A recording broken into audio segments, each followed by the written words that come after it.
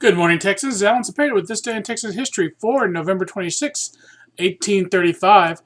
W.W. Warden to Archer. Warden declines appointment as a commissioner. Warden says that the Army needs supplies, and if not supplied soon, men will leave. The big thing of the day is the grass fight. My favorite battle in the Texas Revolution because it's so crazy and kind of encapsulate what all was going on with the Army at the time. Okay, so this is the last engagement for the Battle of Behar. At 11 a.m., Deef Smith rode into camp and said that he had spotted a caravan with pack animals with filled packs. Speculation in the Army camp was that the packs were filled with payment for the Mexican soldiers in Behar. They thought it might be the return of Ugarteca with reinforcements. They had been hearing rumors about reinforcements and the pay coming down. Also, remember the Texans had not been paid at this point, so they were really mad about it and threatening to leave. So the thought of idea of stealing the Mexicans' payment shipment was very tempting. Colonel Burleson ordered Jim Bowie with 40 cavalry to delay the caravan. 100 infantry under William H. Jack followed Jim Bowie.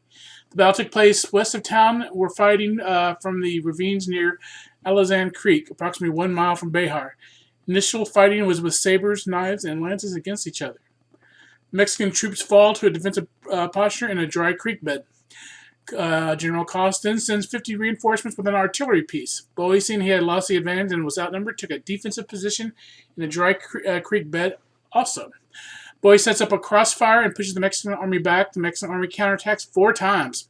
At the closest position, the two armies were within 15 feet of each other, so they're just fighting just a few feet away. The Texans finally charged using a double envelope maneuver, also known as a pincer movement. This maneuver is when one army forces simultaneously attack both flanks of the enemy at the same time. And so they pushed the Mexican army back. The Texans followed the Mexican army to 300 yards outside of Behar, where more reinforcements from Behar joined the fight with 2 cannons. The Texans took cover in a dry gulch and continued the fight. The Mexican army decided not to charge the Texan position and abandoned the pack train of mules. The Texans charged the pack mules to see what bounty it had, and did you read the name of the battle? Yes, it was not silver for the packs, but grass. It's called the grass fight. It was grass for the horses. So Jim Bowie once again, Burleson, William H. Jack, and a whole bunch of the big-name Texans almost died in this battle for grass.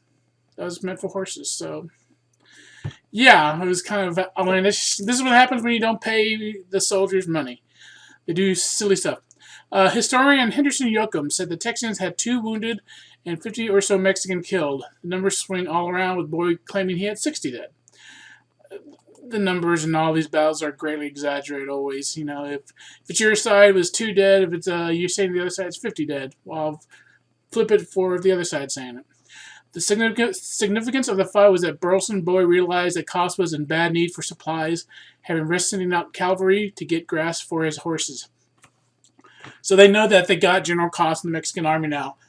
He needs supplies. He risks this big battle of his cavalry being captured and all this for grass for his horses. They don't have the supplies to last out a siege, so this will help the Texians decide that they're going to go forward on the siege.